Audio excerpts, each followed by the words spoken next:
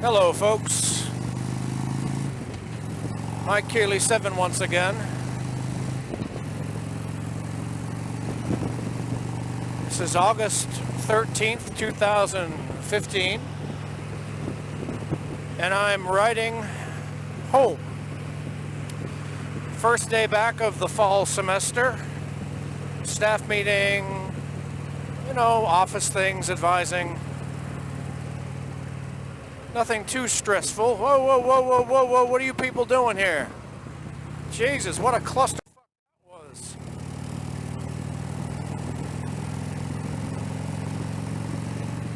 Ay, ay, ay. So today's topic is my trip to Boston. I'm gonna do it for you in nothing but the Boston accent for you. How's that sound? So, I get up there, right? And my Uncle George meets us. And he drives us down to his place in Weymouth, where I meet my Aunt Maggie, my Uncle Stevie, my Aunt Bertha. We have a nice cookout. Everybody shows up. My Uncle John showed up. Everybody showed up, sitting in his backyard, having a great time. It was a beautiful family reunion, pretty much, except for like two people. Two people didn't come that day, but it was awesome. I was very happy, overjoyed. I feel like I won the lottery. A beautiful day. So then I get Uncle George's car. He let us borrow his Toyota. And we drove up to Beverly. That's where my sister lives. And driving up there, I'm not used to driving in Boston, right? Because I don't live there no more. And the traffic is just wicked thick and crazy. And Kimberly was going crazy, like not wanting to look. Noah, her son, he's laughing. He says, it's like an amusement park ride. That was funny. So we get up there, have a great time with my sister. We go out to eat, have a good time. And then I proceed to visit, family and friends for the next couple of days. We toured Salem, went to the Witch Museum.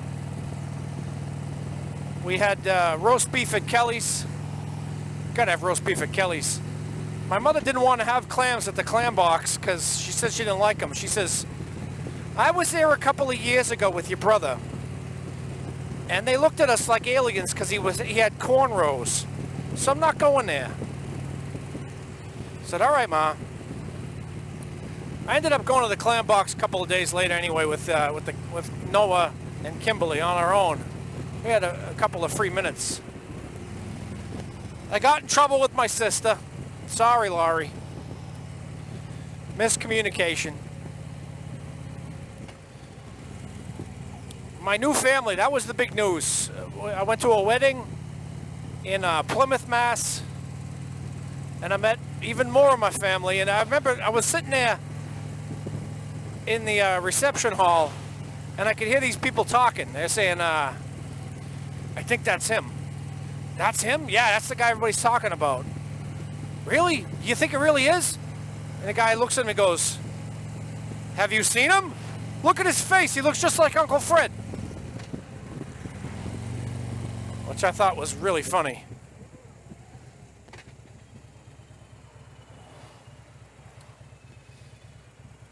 Beautiful wedding. All my friends and family and stuff. I had just a great time. I had a cookout at my friend Matthew's house in Beverly. We had a wonderful time. I went to see the graves of my great-grandparents and my great-great-grandparents on my father's side, my dad's side, with my Uncle Fred. An amazing experience, I tell you. And just, being in my homeland, basically, where my ancestors grew up. I'm a sixth-generation Bostonian. If you go to the Customs House, which is that big clock tower thing, in downtown Boston. You're gonna find it's covered in gold leaf and copper, and that was all put up there by my great-grandfather. And then my grandfather maintained it. He was an artist, my grandfather, and my great-grandfather was a cornice maker. And they lived in Roxbury, Dorchester neighborhoods there, having their careers was all there, and their families and stuff. And then my father's mother's side was all in Somerville and Charlestown. And it was a really horrible story how they, my grandmother and my grandfather, how they got together. She was a teenage pregnancy. She was Catholic, he was Protestant. That didn't work out too well. 3 kids, and 12 years later, 13 years later, that was the end of it. She stabbed him with an ice pick. He accused her of cheating. She stabbed him with an ice pick. Beat him over the head with a mop. She threw her sister-in-law in a vat of hot chocolate down at the Schrafft's factory. Gave her 3rd-degree burns, which was pretty horrible, if you ask me. Uh-oh. Hang on a sec. I gotta ask this guy if he's all right.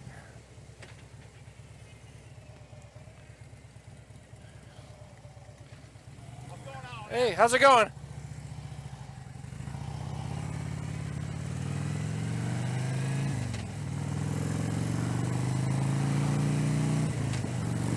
Anyway, so the family's together again, and I couldn't be happier. So there you go. That's my Boston story. Family and friends and walking everywhere, and I know every street on the North Shore because I used to deliver newspapers to the whole thing. So I can get around. I call it wormholes. I can find my way across town and nobody knows how I got there. I love it.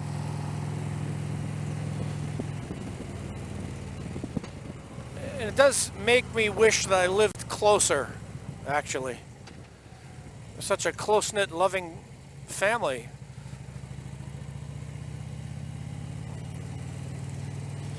And in a way, it kind of makes me wish I had a kid.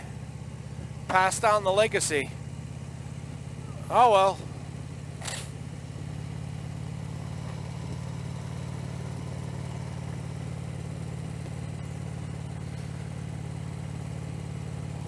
So this is your old pal, Mike Cayley 7. I hope you're doing very well. Healthy, happy, relaxed. After a beautiful summer. And as I always say, I'll talk to you later.